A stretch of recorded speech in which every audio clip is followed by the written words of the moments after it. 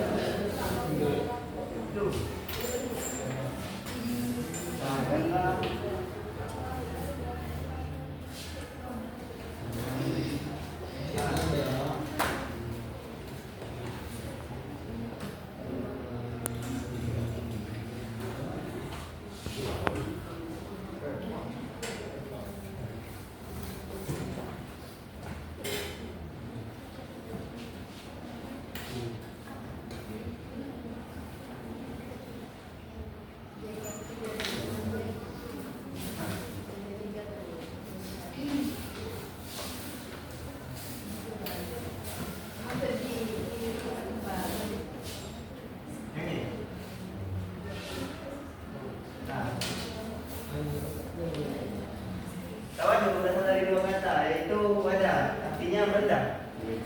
Kemudian ada kata juga itada, artinya juga merendah.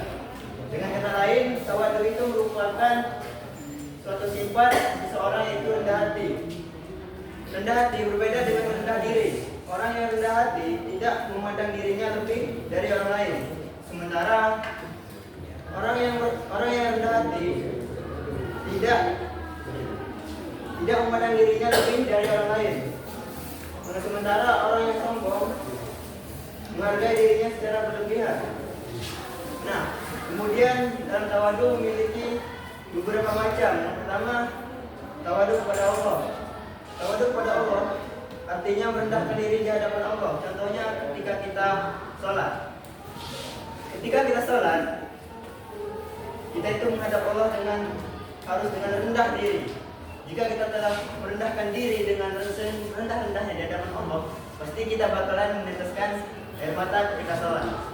Nah, kemudian tawadu kepada agama. Tawadu kepada agama ialah tunduk dan patuh kepada aturan-aturan dan larangan dalam agama. Kemudian tawadu kepada Rasulullah. Tawadu kepada Rasulullah ialah mengutamakan tunjuk Rasulullah di atas manusia lainnya, mencintai, mentaati dan mengikuti setiap perkataan beliau, menjadikan Rasulullah sebagai teladan hidupnya. Kemudian yang terakhir, tawadu kepada sesama. Tawadu kepada sesama atau kepada manusia ialah menerima nasihat atau saran kebenaran dari orang lain. Misalkan ada bocah yang menasihati kita, walaupun kita tahu itu tidak benar, tapi kita tetap mendengarkan, tidak memakannya. Kemudian kita bisa sedikit menjelaskan apa itu tawadu, misalkan.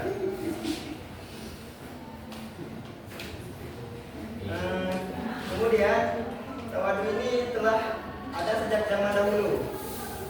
Adapun ayat-ayat yang bersangkutan dengan tawadu, yaitu surat Al-Furqan ayat 63, yang artinya hamba-hamba Tuhan yang Maha Pengasih itu adalah yang berjalan di atas bumi dengan rendah hati. Dan apabila orang-orang mudah menyapa mereka dengan kata yang hina, mereka mengucapkan salam. Al-Hasan Al-Basri menjelaskan bahwa orang-orang mukmin senantiasa berlapang hati dan tidak pernah mengucapkan kata-kata dasar. Bila kepada mereka diucapkan kata-kata kurang sopan, mereka tidak emosi dan tidak membalas dengan kata-kata yang tidak sopan pula. Dari ayat di atas dapat disimpulkan bahwasanya rendah hati itu dapat berupa sadar dengan contoh tidak membalas kejahatan orang lain dengan kejahatan pula. Kemudian dalam surat Al-Hijr ayat 88 yang artinya jangan sesekali engkau Nabi Muhammad menunjukkan pandanganmu kepada kenikmatan hidup yang telah kami berikan kepada beberapa golongan di antara mereka orang kafir. Jangan engkau bersedih hati atas kesesatan mereka dan berendah hatilah engkau terhadap orang-orang mukmin. Pada ayat di atas diterangkan bahwa anugerah Allah kepada Nabi Muhammad dan kaum mukmin berupa surah Al-Fatihah jauh lebih berharga daripada kenikmatan duniawi yang Allah berikan kepada kaum kafir. Nah, selanjutnya itu keutamaan tawadu. Tawadu itu sendiri merupakan sifat yang mulia yang telah diajarkan oleh Allah pada agama Islam. Tentu tawadu ini memiliki beberapa keutamaan. Contohnya yang pertama itu menjalankan perintah Allah. Dalam surah Al-Furqan ayat 63 tadi, ayat yang di atas memerintahkan kita untuk tetap rendah hati walaupun orang menzalimi kita tidak boleh membalasnya dengan kezaliman juga. Kemudian yang kedua, tentu kita melaksanakan sunnah Nabi. Hal ini tidak lepas dari ajaran dan perilaku yang dicontohkan oleh Nabi Muhammad SAW, yang mana berperilaku kesehariannya selalu bersikap tawadu atau rendah hati. Yang keempat, mempererat persaudaraan. Karena dengan rendah hati kita tidaklah ada rasa iri dengki, sebagaimana yang dijelaskan dalam surah Ali ayat 88. Karena seringkali permusuhan ini timbul karena iri hati. Jadi dengan sikap tawadu ini kita terhindar dari iri hati, sehingga itu bisa mempererat atau memperbaiki tali persaudaraan. Kemudian tergolong orang yang mulia. Tentu kita termasuk orang yang mulia karena jika kita rendah hati,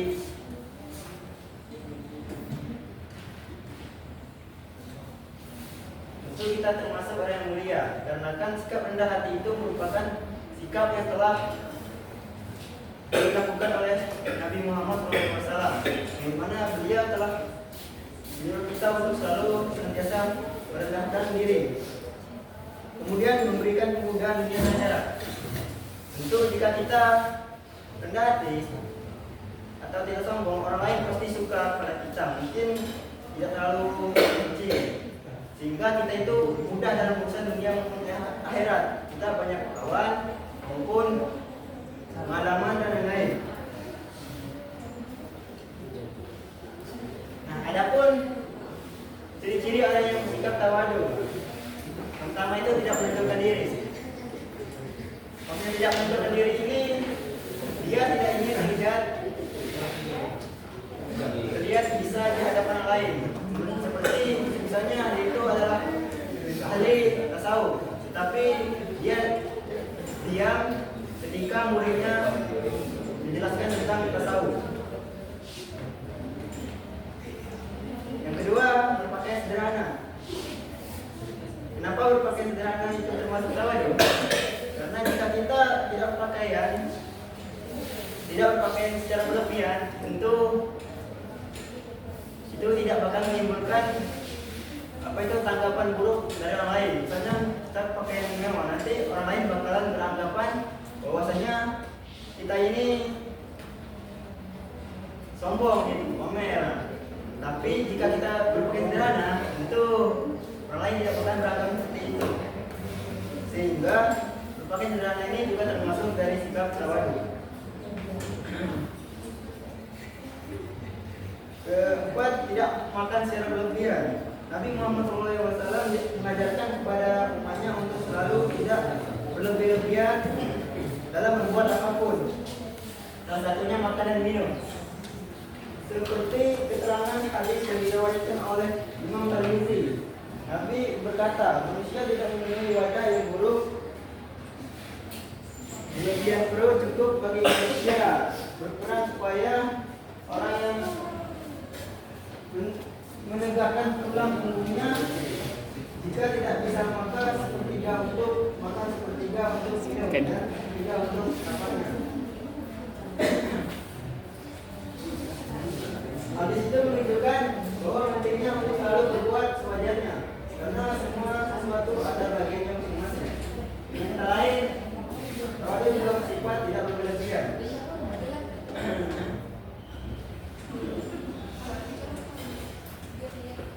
Nah, dan tawadu ada nama sikap tawadu. Yang pertama itu metode keteladanan. Jadi macam mana jadi?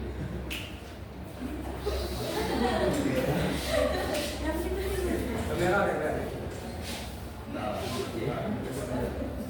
Pertama itu metode keteladanan. Keteladanan salah satu cara paling efektif untuk menanamkan nilai tawadu pada seseorang, terutama pada anak-anak. Dengan memberikan contoh, nyatakan ada bagian sikap tawadu diterapkan dalam kehidupan sehari-hari. Kita dapat menginspirasi orang lain untuk mengikuti jejak kita. Artinya, itu harus konsisten untuk menjalankan apa yang baik untuk kita.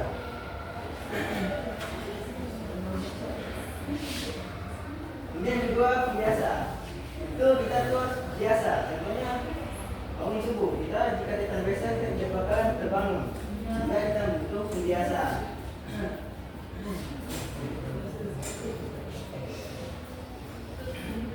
Kemudian metode ketiga dengan menasihati. Itu kita harus menasihati orang dengan kata yang baik dan lembut, sehingga tidak menyinggung mereka. Metode pemberian nasihat ini dapat menanamkan pengaruh yang baik dalam jiwa bila digunakan dengan cara yang dapat mengetuk relung jiwa melalui sentuhan yang tepat. Kemudian yang keempat, metode hukuman. Tentu dengan hukuman kita itu bisa memberikan efek jelas pada diri kita, misalnya sehingga mereka tidak melakukan hal yang tentu salah yang bakalan mereka terima konsekuensinya.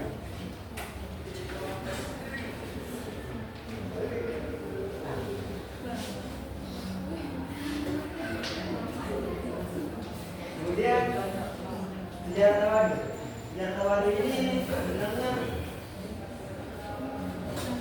telah ada sejak zaman para nabi. Contohnya dalam Al-Quran pada kisah Nabi Musa. Nah, mungkin di sini saya sedikit menjelaskan.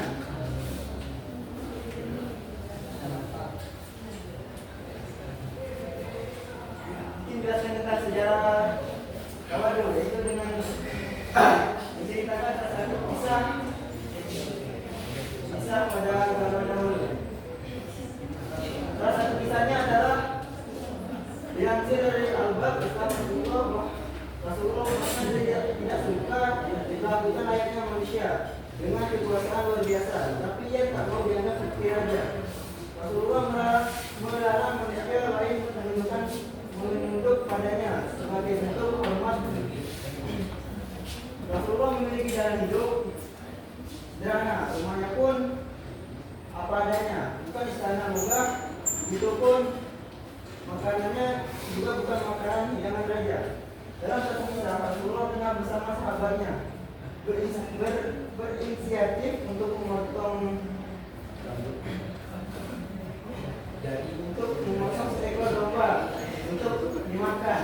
Kemudian satu sahabatnya berinisiatif untuk memotong kayu, satunya lagi berikan untuk mengulitinya, dan yang lainnya dan yang ketiganya memasaknya. Kemudian Rasulullah berinisiatif mencari kayu karena Rasulullah tidak ingin hanya berdiam diri. Kemudian para sahabat berkata kepada Rasulullah, biarkan kami saja yang mencarinya. Kemudian Rasulullah berkata, saya sudah menduga kalau kalian akan berkata seperti itu. Kemudian Rasulullah berkata, saya tidak suka dilakukan khusus karena Allah membutuhkannya. Kemudian Rasulullah menurunkan dari kayunya. Dari kisah di atas, bahwasanya Rasulullah sangat berhati, dia tidak diperlakukan istimewa oleh sahabatnya.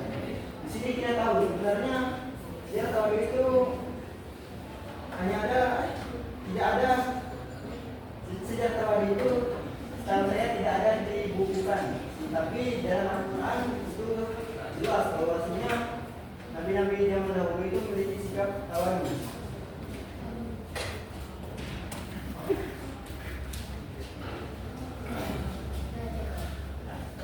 Mungkin untuk materi itu aja yang bisa saya jelaskan. Ada yang ingin bertanya?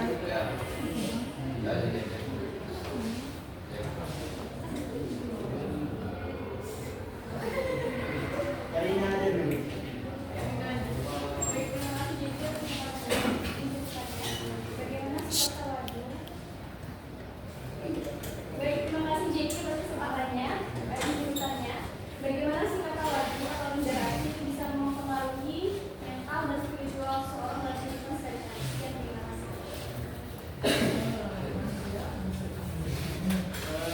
Itu karena sekar itu dapat menumbuhkan dengan batin. Tawadhu tadi kan adalah rendah hati. Tentu rendah hati itu bisa menunjukkan dengan batin karena kita tidak memiliki rasa iri dalam orang lain atau tidak apa itu tidak mempedulikan dunia atau ingin sampai sederhana saja, tidak ingin sombong. Jika itu bisa membuat dengan batin. Dan yang kedua itu mengurangi stres dan konflik. Tentu rendah hati kita pasti terhindar dari konflik dan dari masalah-masalah lain. Sehingga itu bisa mengurangi stres dan kita bisa tenang. Dan itu bisa mengaruhi mental. Ketika itu rasa syukur dan kebahagiaan. Rendah hati kita bisa bersyukur bahwasanya apa yang kita miliki itu sudah cukup dan tidak perlu berlebih-lebihan. Kemudian meningkatkan spiritualitas. Nah, rendah hati itu kita pasti dekat dengan Allah Subhanahu Wa Taala. Itu bisa memberikan kita ketenangan yang lumayan mempengaruhi mental. Terakhir itu memperbaiki hubungan sosial. Tentu kita dengan apa itu rendah hati, kita memiliki hubungan sosial dengan masyarakat lain, pasti itu baik karena tidak memiliki kesombongan atau apa. Mungkin hanya itu yang bisa saya jawab. Pada saudari Krina menerimanya. Oke. Selanjutnya pada Alvin, silakan. Baik, terima kasih atas pertanyaannya. Saya ingin bertanya, dalam suatu perkumpulan, suatu pertemanan, ataupun dalam suatu pergaulan itu, kenapa orang yang memiliki sifat tawadhu itu lebih dominan dihargai dibandingkan orang yang memiliki sifat sombong? Kenapa? Mungkin itu karena dia itu kita itu nyaman berteman dengan dia karena dia itu apa adanya, juga kita itu nyaman. Itu aja. Ya, Saudara Fitri, ya silakan. Bagaimana sikap tawadhu itu dapat membantu mempererat persaudaraan dan menjaga kerukunan dalam masyarakat? Tadi kan saya telah jelaskan apa itu tawadhu. Tawadhu itu adalah rendah hati. Tentu itu sangat berpengaruh pada keluarga, masyarakat maupun interaksi sosial kita. Karena apa? Karena orang itu lebih cenderung suka pada orang yang tidak terlalu mencolok atau apa adanya. Sehingga itu merupakan sifat yang tidak sombong gitu. Karena sudah itu penjelasan dari saya. Oke. Pada ada.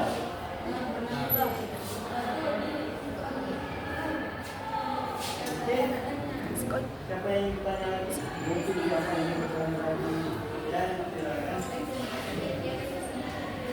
Pertanyaannya, bagaimana seseorang bisa tetap rendah hati atau tawadhu? Bagaimana seseorang itu bisa tetap rendah hati atau tawadhu meskipun orang tersebut sudah mencapai banyak prestasi atau punya banyak pendidikan yang dimana keluarga itu banyak diakui oleh banyak orang? Gini, yang pertama itu tetap akan sadar akan bantuan orang lain. Karena dengan kita mengingat bantuan orang lain, tentu kita pasti rendah hati, tetap rendah hati terhadap orang lain. Artinya kita tidak sombong. Kemudian yang kedua, menghindar atau membandingkan diri dengan orang lain, fokus pada perjalanan dan pencapaian pribadi. Ketiga, hargai keahlian orang lain. Artinya kita itu tidak boleh merendahkan orang lain walaupun kita telah memiliki pencapaian yang banyak. Kita harus tetap rendah diri, artinya kita tidak merendahkan pencapaian orang lain. Keempat itu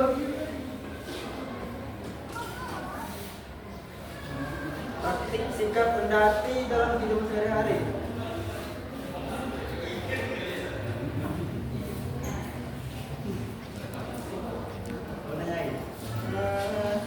Mungkin itulah jawaban dari saya. Apakah Devi menerimanya? Terima kasih. Ya. Apakah masih ada yang bertanya? Sudah. Oh tidak, baiklah saya tutup. Saya akhiri. Assalamualaikum warahmatullahi wabarakatuh.